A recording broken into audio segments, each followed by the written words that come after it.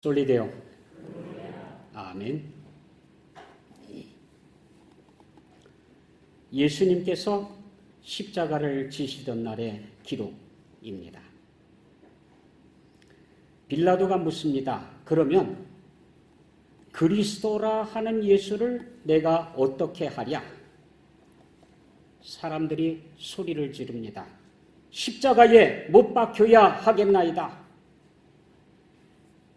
빌라도가 묻습니다. 어찌미냐? 무슨 악한 일을 하였느냐? 그들이 더욱 소리질러 이르되 십자가에 못 박혀야 하겠나이다.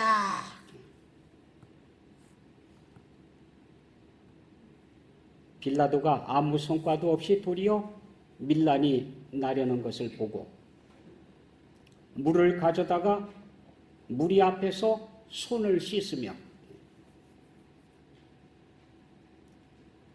이 사람의 피에 대하여 나는 무죄하니 너희가 담당하라. 백성이 다 대답합니다. 그 피를 우리와 우리 자손에게 돌릴지어다. 이에 바라바는 그들에게 놓아주고 예수는 채찍질하고 십자가에 못 박히게 넘겨주니라.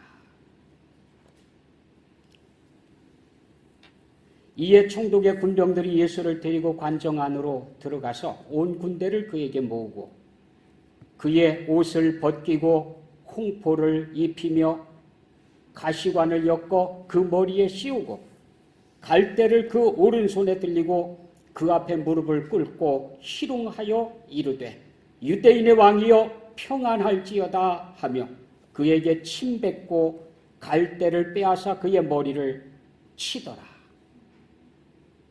희롱을 다한 후 홍포를 벗기고 도로 그의 옷을 입혀 십자가에 못 박으려고 끌고 나가니라. 또 다른 두 행악자도 사형을 받게 되어 예수와 함께 끌려가니라. 해골이라 하는 곳에 이르러 거기서 예수를 십자가에 못 박고 두 행악자도 그렇게 하니 하나는 우편에 하나는 좌편에 있더라. 이에 예수께서 이르시되 아버지 저들을 사하여 주옵소서. 자기들이 하는 것을 알지 못함이니이다. 그들이 그의 옷을 나눠 제비 뽑을새 백성은 서서 구경하는데 관리들은 비웃어 이르되 저가 남을 구원하였으니 만일 하나님이 택하신 자 그리스도이면 자신도 구원할지어다 하고 군인들도 희롱하면서 나와 신포도주를 주며 이르되 네가 만일 유대인의 왕이면 네가 너를 구원하라 하더라. 강도 하나는 예수님께 자신을 의탁합니다. 달린 행악자 중 하나가 비방하여 이르되 네가 그리스도가 아니냐 너와 우리를 구원하라 하되 하나는 그 사람을 꾸짖어 이르되 네가 동일한 정죄를 받고서도 하나님을 두려워하지 아니하느냐 우리는 우리가 행한 일에 상당한 보응을 받는 것이니 이에 당연하거니와 이 사람이 행한 것은 옳지 않은 것이 없느니라. 그리고 부탁합니다. 예수님, 주님의 나라에 임하실 때에 나를 기억해 주옵소서. 예수님께서 말씀하십니다. 내가 진실로 네게 이르노니 오늘 네가 나와 함께 낙원에 있으리라. 다른 사람들이 전부 예수님의 반대편에 서서 주님을 조롱하고 비웃는 소리들을 하고 행동들을 취하고 그러는 가운데에 예수 그리스도를 나의 구주라고 고백하기는 쉽지가 않습니다. 모두가 예수님을 비난하고 있을 때에 그 예수님이 나의 주님이시라고 그렇게 고백하기가 정말 쉽지 않습니다. 뿐만 아니라 예수 그리스도를 조롱하고 비웃고 십자가의 가장 큰 죄인으로 처형을 하고 하는 그런 가운데에 십자가 가까이에서 주님 편에 있는 것처럼 보이는 것, 그것도 쉽지 않습니다. 십자가형을 받고 있는 사람 편에 선다고 하는 것은 로마 정부에 대항하는 것이 되는 거고요. 그를 돕는 것처럼 보인다고 하는 것은 같은 죄, 같은 무리로 취급되기 때문에 끌려가 고문을 당할 수도 있고요. 죽을 수도 있는 상황입니다. 요한복음 19장은 이렇게 긴박한 상황 속에서 십자가 가까이, 십자가의 곁에 서 있는 사람들을 이야기합니다.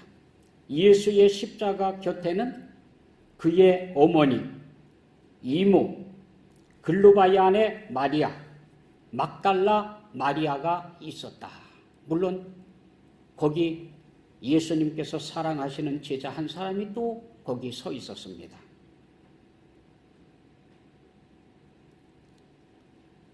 예수께서 자기의 어머니와 사랑하시는 제자가 곁에 서 있는 것을 보시고 자기 어머니께 말씀하시되 여자여 보소서 아들이니이다 하시고 또 그 제자에게 이르시되 보라 네 어머니라 하신대 그때부터 그 제자가 자기 집에 모시니라.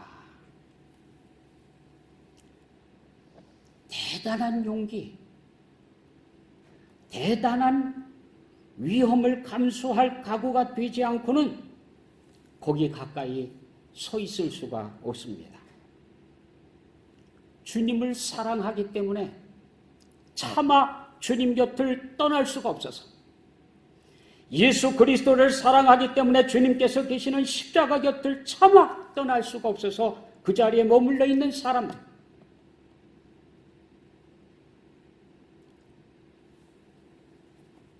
예수의 어머니 마리아가 거기 있었습니다. 주님께서 여자여 라고 불렀습니다. 사복음서 가운데에 예수님께서 어머니를 어머니 하고 부른 구절이 단 한 구절도 안 나와요.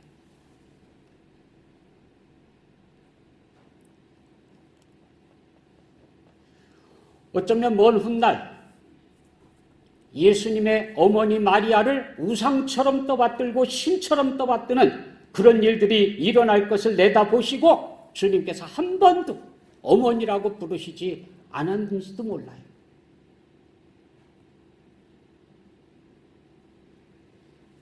그렇다고 어머니에 대한 공경을 멈추시지는 않았습니다. 죽어가는 순간에도 어머니에 대한 배려를 하고 계십니다.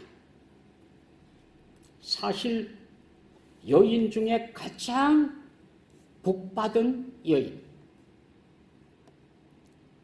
큰 고난을 겪은 여인, 그것도 예수님으로 말미암아 겪은 고통, 그것을 안고 있는 여인은 바로 예수님의 어머님이셨습니다.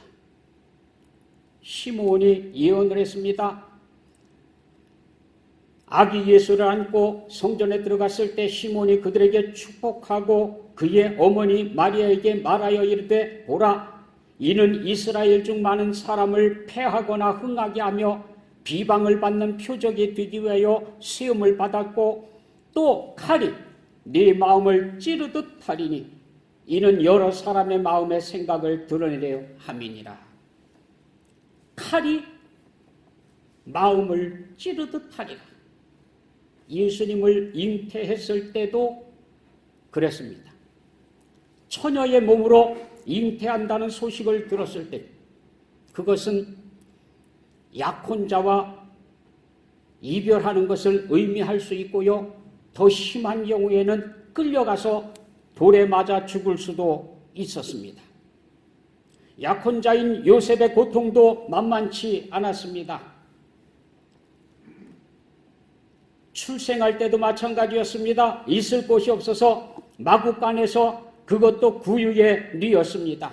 어느 부모가 갓 태어난 핏덩이를 마구간에서 그것도 말의 구유에 미는 것을 기뻐할 부모가 있겠습니까? 헤롯의 살해 명령이 내려졌을 때도 그랬습니다. 애굽으로 피난 가서 살 동안에도 그랬습니다. 12살 때는 예루살렘을 방문했는데 아이를 잃어버리는 경험을 했습니다. 하룻길을 걸어가는 동안 함께하고 있다고만 생각을 했는데 없었어요. 가족들에게 묻습니다. 친척들에게 묻습니다. 아무도 본 사람이 없어요. 난리가 났습니다. 그래서 이제 거꾸로 예루살렘으로 올라가 봤더니 사흘 뒤에, 아이를 잃어버린 지 사흘 뒤에 예수님이 성전에 계시는 것을 발견합니다. 아마 아이들을 키워보는 부모들은 가끔 그런 경험들을 할 거예요. 애가요, 어른들이 생각하는 것보다도 훨씬 빨라요. 진짜 빨라요. 저희도 아들을 잃어버렸던 경험이 있습니다. 저는 교회에 가 있고 집사람이 아이와 있다가 밖에 장사꾼이 왔는데 빨리 가서 저걸 사갖고 와야 되겠다. 그리고는 애 몰래 얼른 나갔어요. 그래서 사가지고 집에 돌아왔더니 애가 없는 거예요. 애가 엄마가 나가니까 나도 따라 나가야지 하고 쫓아나갔는데 그냥 지 생각에 저쪽으로 갔겠거리 하고 그냥 막 달려간 거예요. 얼마큼이나 가 있는지도 몰라요. 막 찾으러 다니는데 없어요. 교회에도 없어요. 길에도 안 보여요. 난리가 났습니다. 그런데 교회 청년이 우리 아이를 안고 와요. 어디에서 안았니? 굉장히 생각지도 못했던 거리에서 우리 아이가 헤매고 있는 걸 보고 안고서 왔어요. 참, 우리가 생각하는 것보다 훨씬 빠르고요. 그리고 이 잃어버린 순간이요, 아차 싶으면은요, 시간이요, 바짝바짝 속이 타요. 그런데 예수님은 12살 때입니다. 사흘 동안 잃어버렸습니다. 사흘 동안. 얼마나 마음 아팠을까요? 얼마나 마음을 졸였을까요? 물론 사흘 뒤에 찾기는 했지만요. 그래서 그냥 너무 놀래가지고 아이야 어떻게 그렇게 했느냐? 어떻게 네가 그럴 수 있니? 그랬더니 12살짜리 예수님이 아이고 얼마나 희한한 이야기를 하는지, 어찌하여 나를 찾으셨나이까? 내가 내 아버지 집에 있어야 될 줄을 알지 못하셨나이까? 사흘 만에 만났는데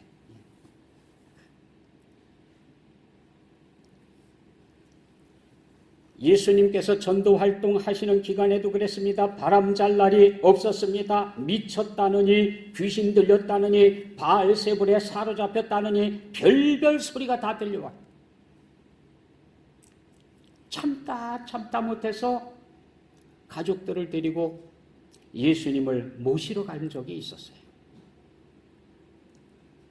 그랬더니 사람들이 있다가 당신의 어머님이 동생들과 함께 당신을 데리러 왔습니다. 그랬더니 주님께서 하시는 얘기가 누가 내 어머니며 누가 내 형제요 자매이냐?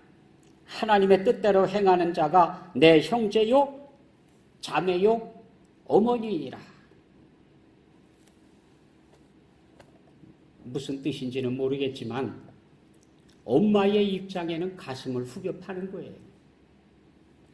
칼로 찌르는 듯한 아픔이 계속되는 겁니다. 그 예수님이 빌라도에게 끌려갔습니다.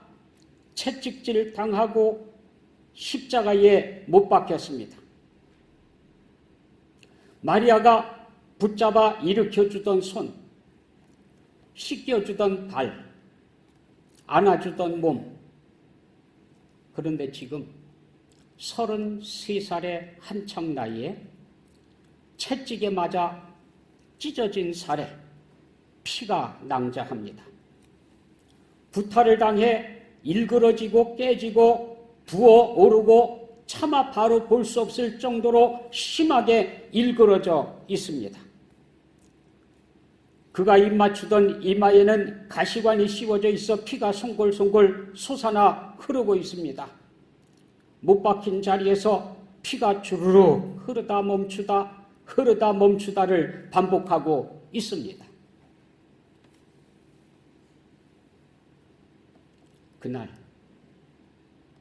하나님 아버지께로부터 버림받는 고통, 사랑하는 제자들이 버리고 도망간 고통, 사랑하는 사람들이 자신을 십자가에 못 박으라고 소리질러서 십자가에까지 끌고 온 그 고통, 그 고통을 짊어지고 계시는 예수님, 세상 죄를 지고 가고 계시는 예수님 외에 가장 큰 고통을 겪고 있는 사람이 있다고 하면 어머니 마리아입니다. 그러나 성경은 그 마리아가 실신하거나 통곡했다는 기록이 한마디도 없어요. 더구나 주님 십자가 곁에서 한 말씀도 안 해요. 마리아의 이야기가 단 한 구절도 나오질 않아요.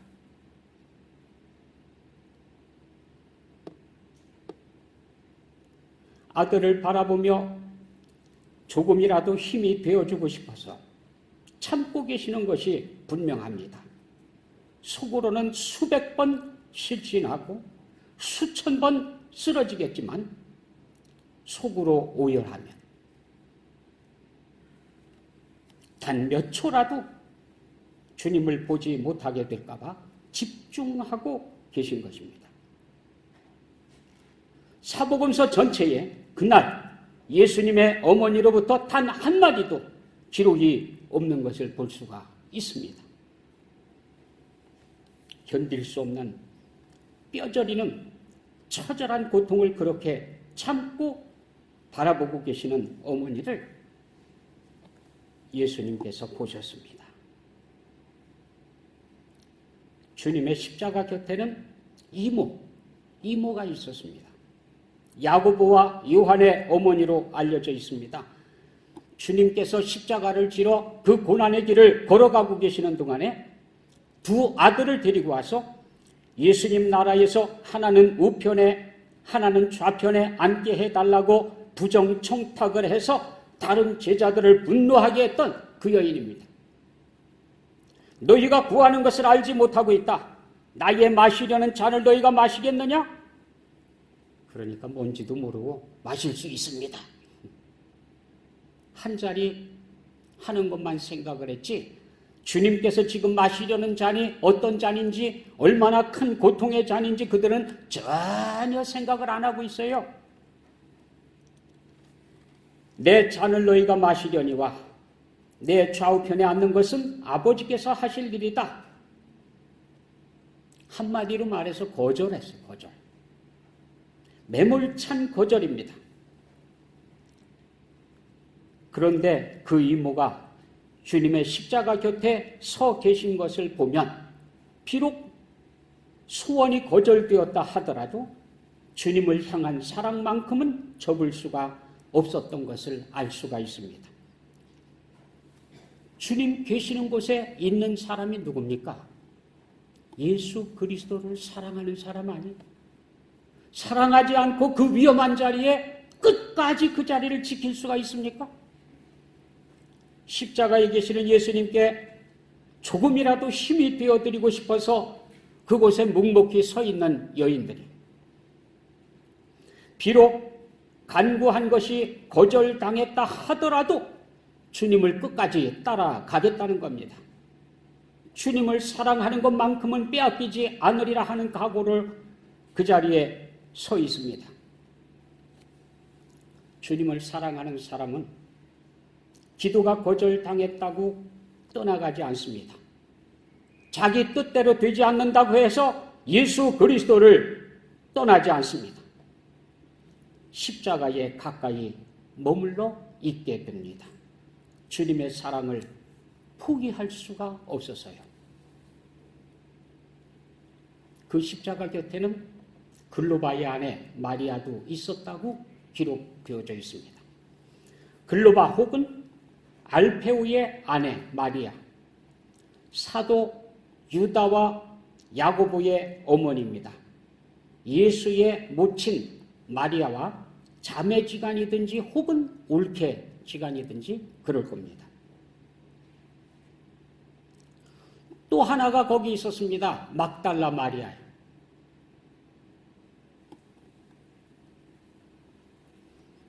마가복음 16장 9절에 보면 예수께서 안식 후 첫날 이른 아침에 살아나신 후 전에 7 귀신을 쫓아내어 주신 막달라 마리아에게 먼저 보이시니 이렇게 기록되어져 있습니다. 이 여인은 전에 7 귀신에 사로잡혀 있다고 알려져 있던 여인이에요. 그런데 예수님께서 그 귀신들을 쫓아내 주시고 고쳐주셨습니다. 누가복음 8장에 기록이 나와 있습니다. 막달라인이라 하는 마리아, 이 여인이 7 귀신이 나간 자다 이렇게 기록하고 있습니다.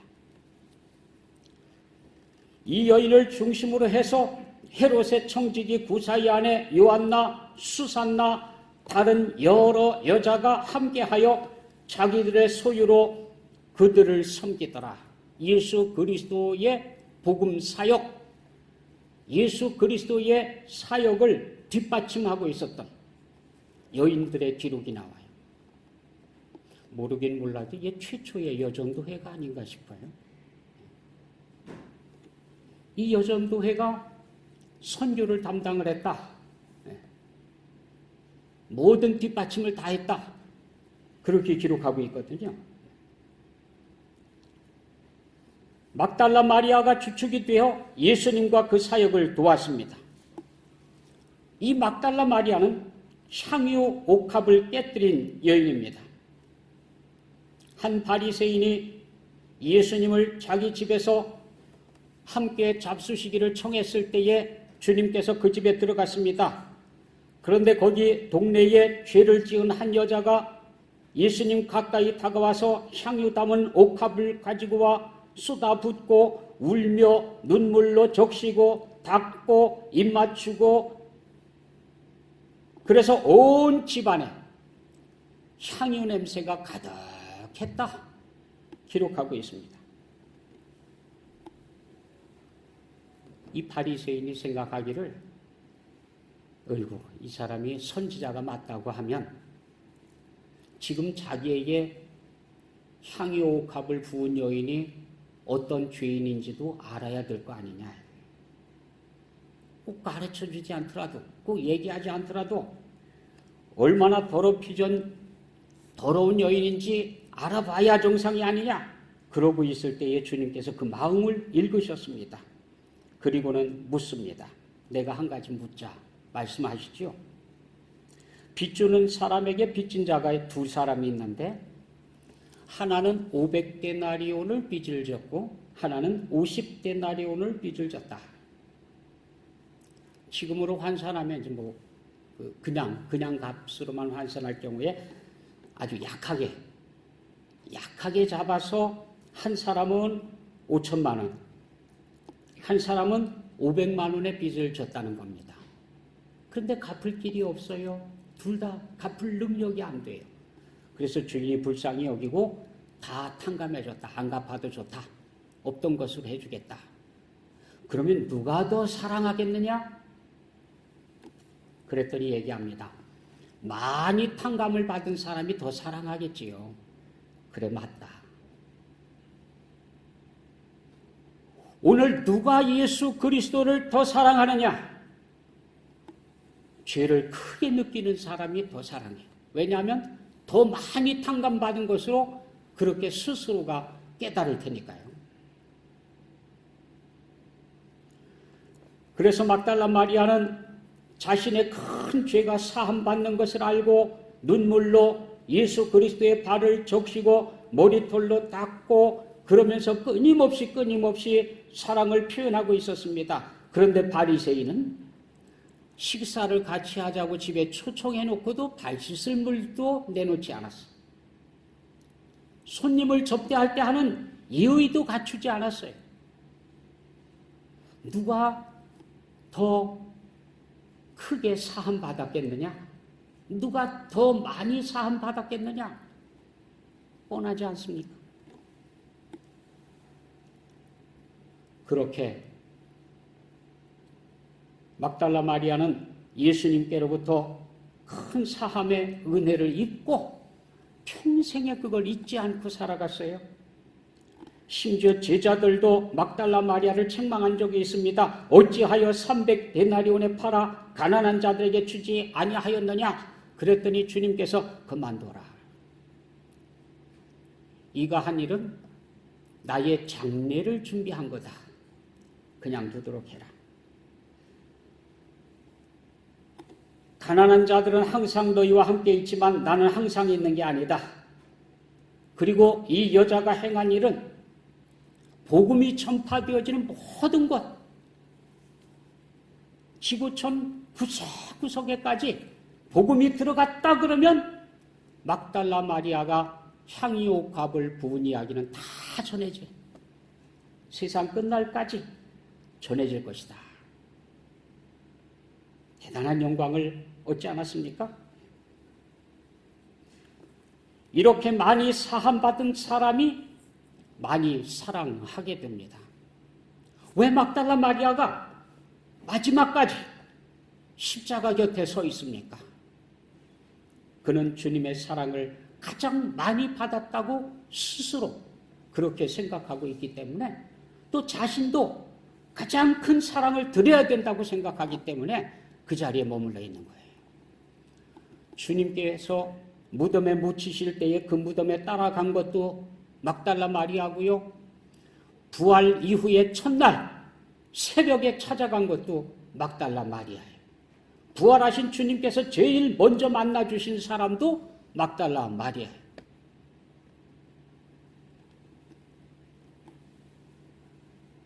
예수님을 사랑하는 사람이 예수님 계시는 곳에 있도록 되어 있어요. 나를 사랑하는 자가 내가 있는 곳에 있다. 주님께서 그렇게 말씀하셨거든요. 거기에 또 하나 주님의 사랑하시는 제자가 거기 있었습니다. 용기 있는 베드로, 같이 죽으러 가자고 큰 소리 치던 도마, 다른 제자들 모두 혼비백산 흩어져서 도망친 지금 주님의 십자가 곁에 가장 위험한 순간 거기 머물러 서 있는 것은 제자 요한. 예수님의 사랑하시는 자로 통하는 그 사람이 거기에 있어요. 그만큼 사랑하지 않고는 거기 있을 수가 없는 겁니다. 주님께서는 십자가 곁에 있는 어머니와 사랑하는 제자를 보았습니다. 예수의 십자가 곁에는 그 어머니와 이모 글로바의 아내 마리아 막달라 마리아가 섰는지라 예수께서 자기의 어머니와 사랑하시는 제자가 곁에 서 있는 것을 보시고 자기 어머니께 말씀하시되 여자여 보소서 아들이니이다 하시고 또 그 제자에게 이르시되 보라 네 어머니라 하신데 그때부터 그 제자가 자기 집에 모시니라. 자기 어머니를 부탁했어요. 그날부터 그 제자는 예수님의 어머님을 자기 집에 모셨습니다. 가장 큰 고통을 겪고 있는 시간, 세상 죄를 지고 마지막 고통을 당하고 있는 시간조차도 마지막 자리에서 어머니를 기억하는 예수님의 음성이 들려왔습니다. 주님께서는 네 부모를 공경하라. 그리하면 네 하나님 여호와가 네게 준 땅에서 네 생명이 길리라. 네 아버지와 어머니를 공경하라. 이것은 약속이 있는 첫 계명이니 이로써 네가 잘 되고 땅에서 장수하리라. 예수님께서 떠나시면서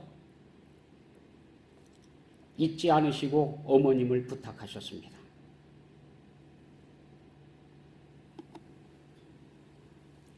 그래서인지는 몰라도 12 제자들이요. 금방금방 다 순교했거든요. 오래 살지 못했어요. 그런데 이 사도 요한만큼은 100세가 넘도록 살았어요. 와, 그때로 보면 아주 최장수예요, 최장수. 어떻게 그렇게 오래 살았는지. 예수님의 어머님을 모시고 있는 동안 그 어머님이 돌아가실 때까지 모시고 있었고, 돌아가신 이후에도 교회들을 돌보면서 또 사역을 하다가 반모섬에 유배돼서 그곳에서 부활하신 주님을 만나고, 그리고 천국에까지 올라가서 천국을 보고 내려왔습니다. 그리고 기록한 게 요한계시록이에요. 이 요한은 예수님을 제일 많이 사랑하던 제자, 예수님의 어머니는 예수님을 가장 잘 아는 여인, 그렇지 않습니까? 누가 예수님의 어머니만큼 예수님을 아는 사람이 누가 있겠어요? 뱃속에서부터, 그리고 태어나서 아장아장할 때에 그 손을 붙잡고 씻어주고 걸음마를 시키고 과정마다 다 함께한 여인 아닙니까? 예? 피난 갔다 돌아오고 성장하고 사흘 동안 잃어버린 경험도 있고요. 예? 이 두 사람, 예수님을 가장 잘 아는 두 사람이 같은 집에서 어머니와 아들처럼 살았어요. 이야기의 주제가 뭘까요? 예수님이죠, 예수님. 예수님 어릴 때는 어땠어요? 예수님 어릴 때는. 그때는 마음이 어떠셨습니까? 그때 참 갓난아기를 데리고 애굽으로 도망가는데 그냥 그 마음이 그렇지 그게. 그래서 요한복음이 쓰여지고 요한 1서, 2서, 3서가 쓰여지고 요한계시록이 쓰여지는 거예요.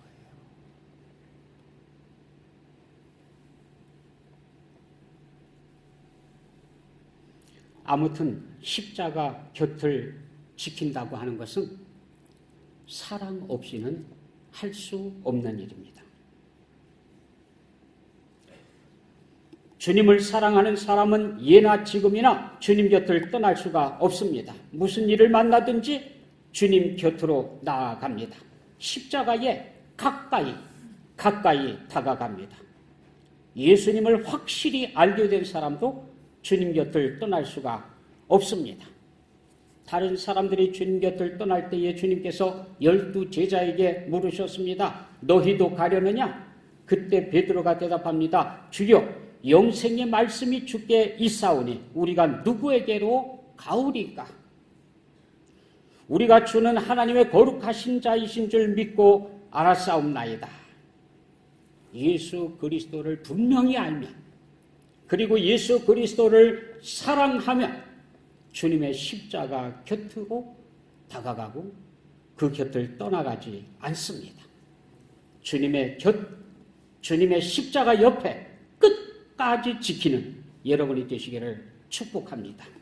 기도하겠습니다.